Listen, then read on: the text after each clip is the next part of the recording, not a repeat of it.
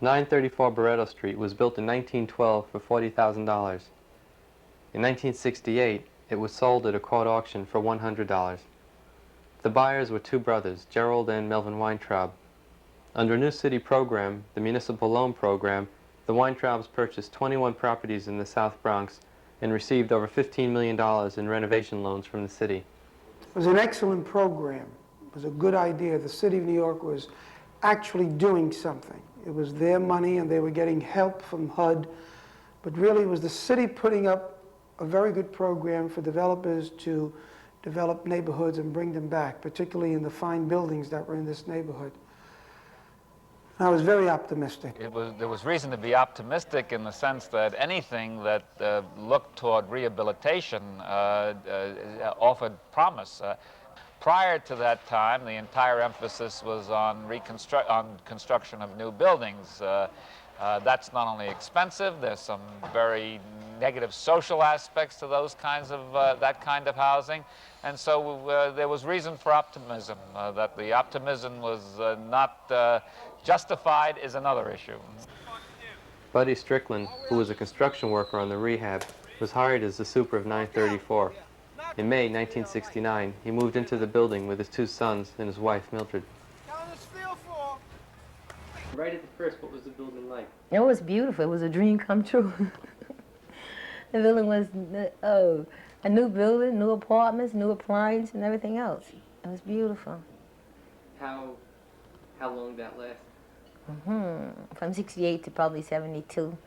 So the city came in at that time and reclaimed the building for non-payment of taxes from the landlord. What our findings were that this rehabilitation program, as well motivated as it might be, was a total failure. That is to say, sums of money were being invested into buildings, only to find that within 6 months or a year, they were back to where they were before. Of the 21 buildings rehabbed by the Weintraubs, only 4 are still standing. Some were abandoned immediately after renovation. In 1972, the city foreclosed on all the properties for non-payment of real estate taxes. A year and a half later, the Weintraubs sued the city, contesting the foreclosure. They regained title to the buildings, but refused to accept responsibility for operating them. The city wrote to you saying, pay your rent for Weintraubs. Right, they wrote each and every tenant here, stating pay you, as of November 1st, pay all rent to Borsell Realty, who was Weintraub, the landlord, because they would no longer be responsible for the building.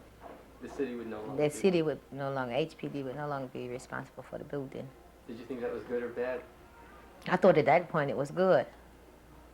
I wanted anyone to manage the building but the city. The city had been lousy here. So you figured with Weintraub again, you would... Yes, we thought we'd be able to survive with him. We knew we would once he got back into the building, but that was impossible also. We found that out later after calling him. He flatly refused. He said, no, I do not want that building. That's the city's responsibility. So we called the city, and also the tenant sent rent to Weintraub, and he refused to accept it. He would send it back. And we called the city, asking them for help then for all or something. They said no, so we was just, we was a building that was caught in the middle of the city and the landlord's fight or whatever was going on with them, and we was caught in the middle of it. And this was dead in the winter of 1975, but with no heat, no hot water, nothing. You was trapped in the city of New York in 1975. When you looked out there, from the concourse all over Harlem, anywhere you wanted to go to, the same thing, the decay, the crime, the drugs, all this was going on. It wasn't just here in the South Bronx. But I thought of running to Queens, I thought of running here, and I thought of running there. And then I said, you know, why should I run? Somebody got to take a stand and try to help, you know, try to work and save what we have here, because it was a beautiful building. It was recently renovated in 1968 through the Municipal loan. So I stayed. I think that 934 will always be unique in many respects in the alternative management programs because of two things. One was the extraordinary leadership that Mildred brought and a very dedicated group of tenants pursuing tenant management. And secondly, its location. Being right there in the heart of the desert in the South Bronx, I think really served to prove to me, and I think in turn to many others, that the theory that you had to have a whole group of buildings in order to have a neighborhood that was worth paying attention to or investing in was not really true, and that if you had a group of tenants willing to fight it out, to stay in a building, support a building, keep a building alive, and use that building as a building block for the neighborhood, that you could do that as a viable strategy. And I think that they really showed that to me. So 934 became a model for tenant management in many respects, but most importantly that that was the place, that a building was the proper place to start in an attempt to rebuild a neighborhood. Well, that's when we started doing the work ourselves because there was no rent money here for repairs. And at that point, Buddy and the other tenants here, their husband, started going to abandoned buildings, which is illegal, where we went and started taking different things we needed here. How did you get, like, major appliances, refrigerators, stoves? Same place we got the other thing, out of abandoned buildings. Bathtubs, we had some apartments here had no bathtubs, no toilets, from the junkies and all, they're taking different things. So I remember one time Buddy and Steve was taking a bathtub out of an abandoned building and the police caught them. And Buddy, they told him it was illegal. Buddy was trying to explain to them what we was using these appliances for. And that's when they let him go. Yeah, it was funny. How long did it take to get this whole building back together? No, God, we're still working on it. We had an interview done through the Post and also through the Channel 2 News stating that we was about to buy this building and it was something new for $250 per unit. And after then, we were speaking with St. George and everyone getting it together. And I get a call one day from St. George, the commission, the assistant commission stating, Mildred, look, we can't sell you the building, and I'm sorry to tell you, but the landlord owns it. But don't worry, we'll work something out. We'll try to get it cleared up.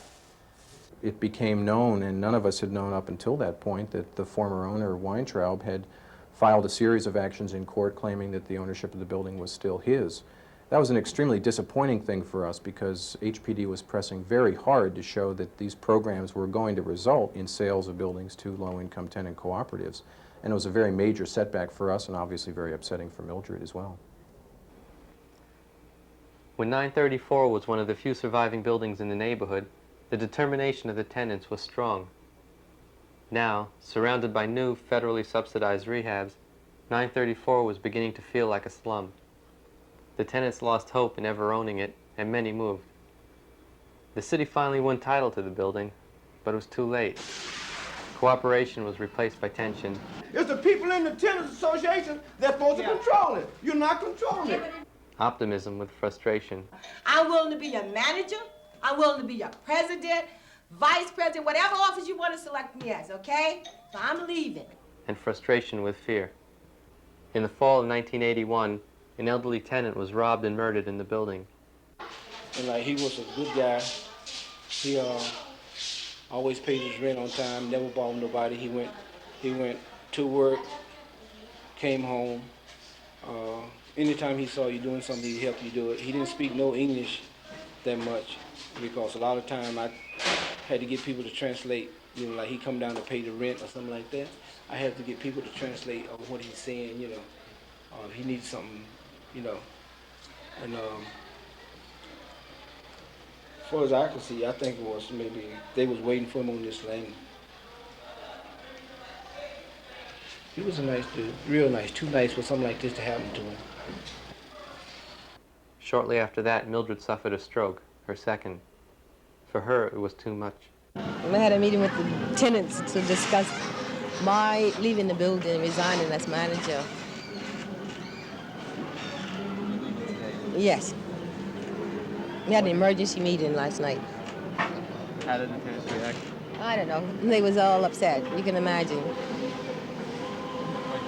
I'm sure they asked you what's going to happen. Who's going to manage it now? Okay, what I told them is I didn't know what would happen here at the building, but I would go have a meeting with Mr. Smith. I also called him yesterday. I let him know I was moving today.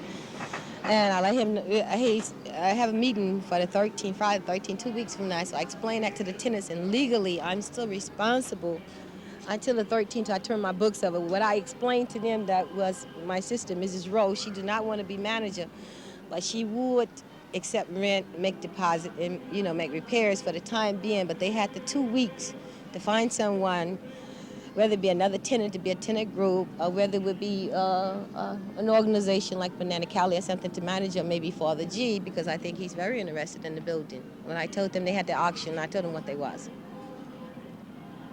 What do you think will happen? Well, I don't know. I don't know what happened here. Well, I pray it's, everything be good and keep going. Been here, Mildred? How long have you been here? Since 1968, when the building was first renovated. Put a lot of work into it. Right. A lot of work. Would the building survive if Mildred left? No, it won't hang on at all. What do you think would happen to it? It just, the people will just eventually, drug people will get into it on a major way, and a fire will happen, and people get scared, a killing here, a killing there, and that's it. Everybody runs. They run to me. Please, could I get into your buildings? Please, could you find me a place? That's what will happen.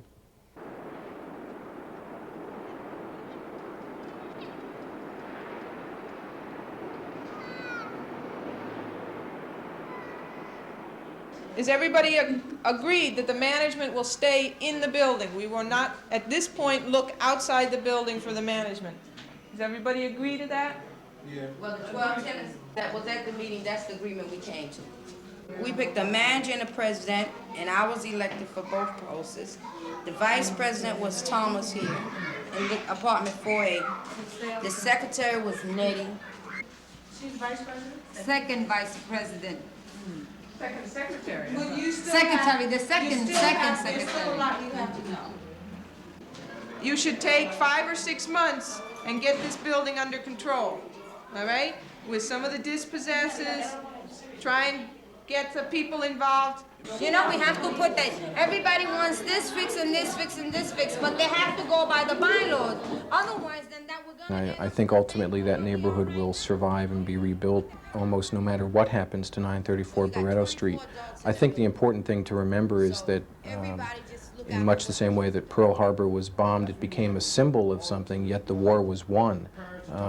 And I view 934 Barretto Street as a symbol that inspired many other tenants and the city's government as well to respond in a positive way to tenant management. And as a symbol, they made others, it made it possible for other people to follow in their footsteps.